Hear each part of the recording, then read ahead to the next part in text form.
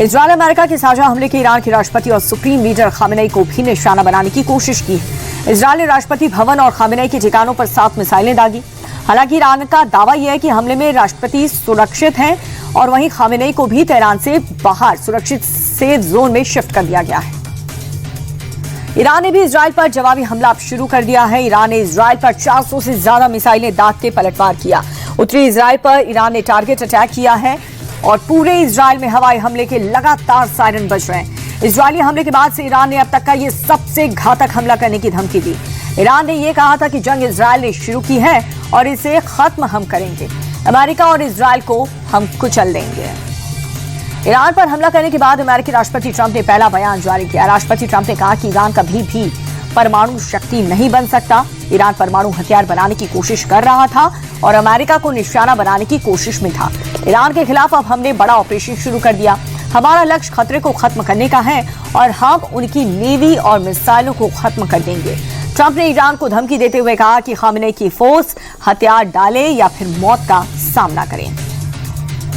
राष्ट्रपति ट्रंप ने अपने बयान में चौंकाने वाला दावा किया है। ट्रंप ने दावा किया है कि अमेरिका ने ईरान को कई ऑफर्स दिए थे, लेकिन ईरान ने सभी ऑफर्स को ठुकरा दिया, जिसके बाद आखिर में अमेरिका को हमला करना पड़ा। सूत्रों के मुताबिक अमेरिका ने ईरान के आगे 4 शर्तें रखी थी। पहली, यूरेनियम एनरिचमेंट पर पूर्ण प्रतिबंध, और दूसरी, पहले से संवर्धित यूरेनियम को हटाना, तीसरी, लंबी दूरी की मिसाइलों की संख्या सीमित करना, और चौथी, क्षेत्रीय प्रॉक्सी बलों को मदद देना बंद करें। लेकिन ईरान इन शर्तों पर तैयार नहीं था।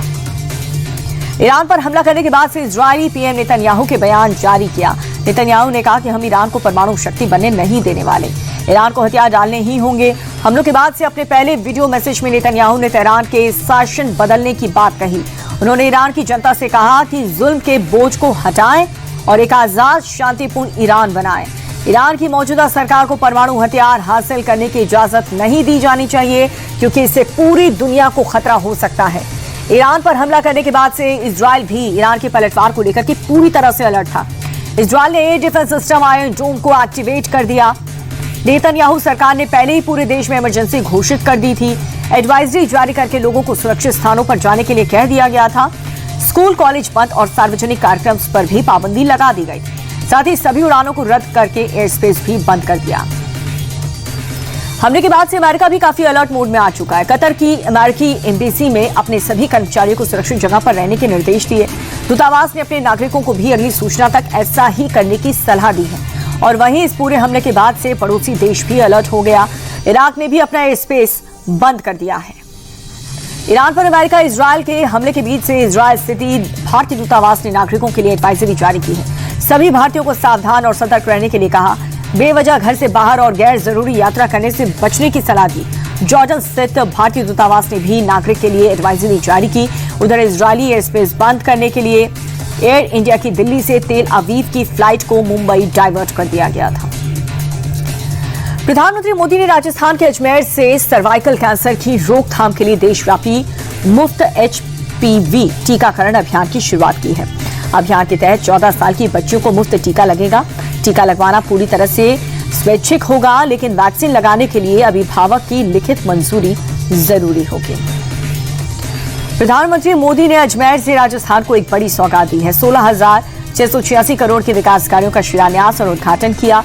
इस दौरान पीएम मोदी ने कहा कि ये प्रोजेक्ट राजस्थान की जनता की सुविधा बढ़ाएंगे और युवाओं के लिए रोजगार के अवसर पैदा होंगे। साथ ही पीएम ने अजमेर को आस्था और शौर्य की धरती बताया। पीएम ने कांग्रेस पर निशाना साधते हुए कहा कि 2 साल पहले भारतीयों में भ्रष्टाचार और पेपर लीक की खबरें छपती थी।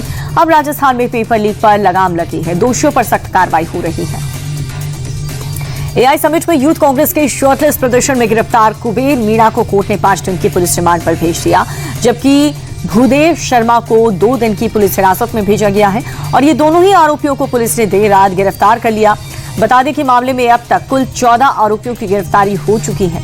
मामले में गिरफ्तार यूथ कांग्रेस अध्यक्ष उदय भानु चिप को जमानत मिल चुकी है। पटना यूनिवर्सिटी छात्र संघ चुनाव वोटिंग के दौरान हंगामा देखने को मिला है।